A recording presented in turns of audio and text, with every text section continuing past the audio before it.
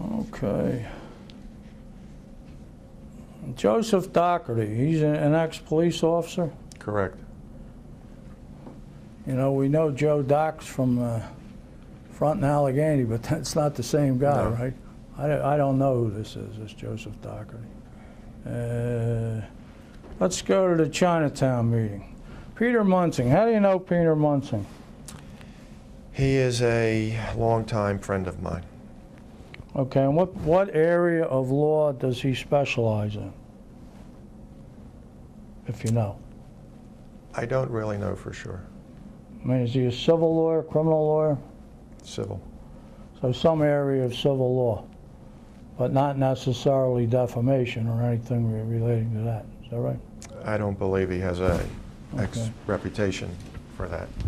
But since this suit's been filed, I think somewhere you said you do consult with him once in a while on a friendly basis, not to get a legal opinion, but he is a lawyer and he talks to you once in a while. Correct. Is that right? And at the meeting was Susan Golding, a librarian at Temple University. Who's Susan Golding? She is a former friend of mine. Former? She's not a friend anymore? Correct. Why not? Was a relationship that ended. You say she's a librarian. Did she do any research for you? No. Okay. And adjoining table, Lynn Abraham and her husband, Frank Ford. What's adjoining? How close is adjoining? Me to you? Where the gentleman with the camera is. Well, it said they were present for part of the conversation. You must have been talking pretty loud if they could hear the how could they hear the conversation way up there? Well, wouldn't adjoining be closer than that?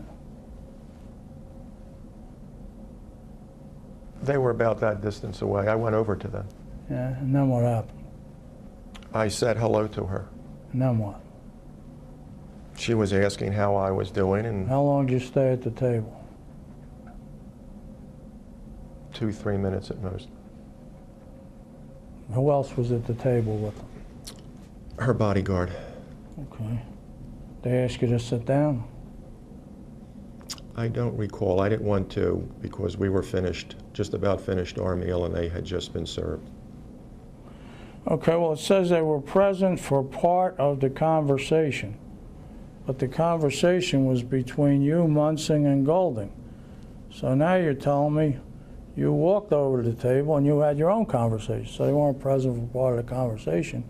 You were just talking to them, is that Right. it? Well, again, it's not what it says here. Okay, let's look at blue books. And this is the reason I asked you to bring that record, but I don't think I need it. We're going to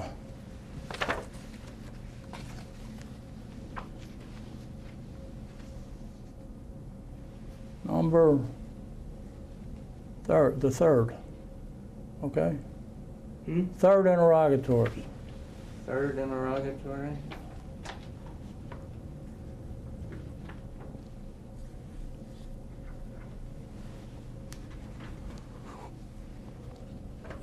Number 789.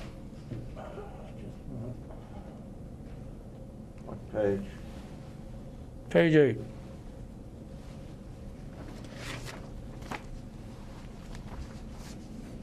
Yeah. Okay. Number 7, you falsely list these convictions again for burglary. We went over Wait a that. minute, I'm not finding the reference. What page? Page were you 8, third set, on? Yeah. your number 789, which would be an answer to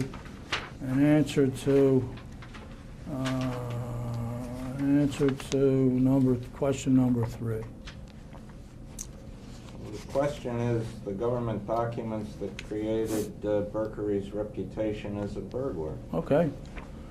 Well, And the FBI record is referred to. yeah, they're incorrect. The second one is number 8. An accurate statement of what the FBI record is. You know, I could tell you that I'm 7 feet tall and 450 pounds. And you could read it to somebody, but it's not true. Let's just not leave. an Look, we're FDR done with that. You want to get out of here, and I do too, so let's try. We got about, what do we have, 2 hours and a little over a half. Maybe we can do it. Here's the first. I'm not going to put these into evidence, but here's the first. You can pass it around. That's the first one from 57. I know what it says, so you look at that. Now, if you see that, it says that the plaintiff is 23 years old. See where it says that?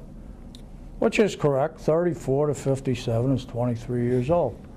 But that picture is much younger. That picture is probably from 1953 or 54, and I don't think there were any arrests in between 53 and 57. Mr. So. Berkery, really, you've got, if you're going to conduct a deposition that makes sense when it's transcribed, you need to reference the document you're showing him. I'm showing him, which I already did reference, question number 3 on the third set, I think I said, and it was your numbered answer number 8.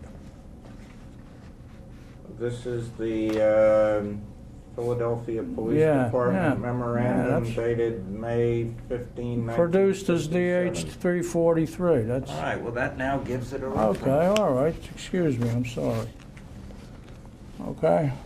What's the pending question about it? Well, it's supposed to be.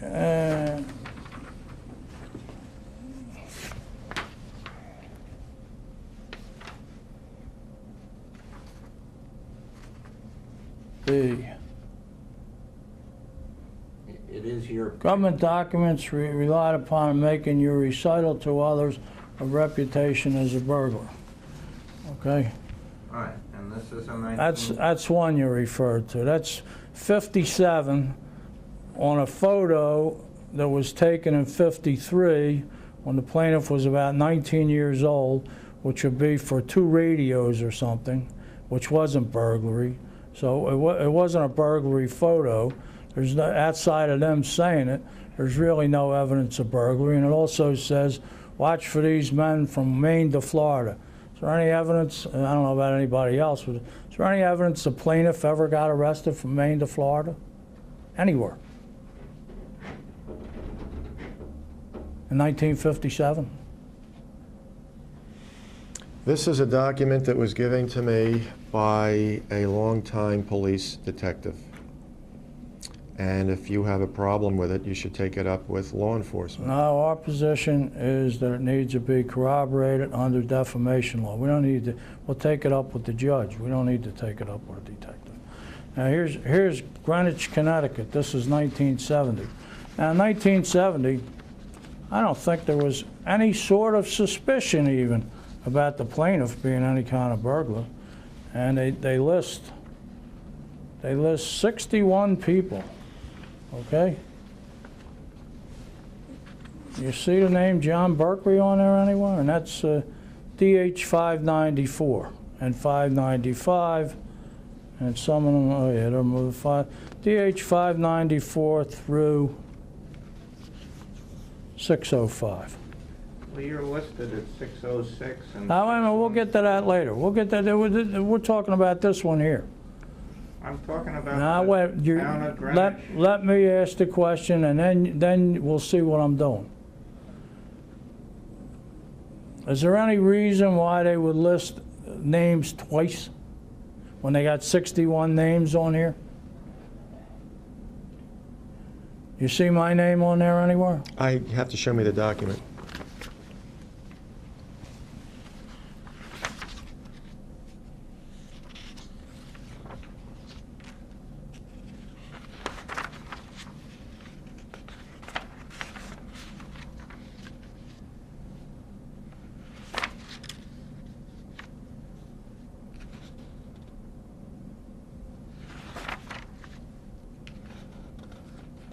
You'll also notice that your boy Cripple Barrel's not on there because he was never any K&A gang member in the first place.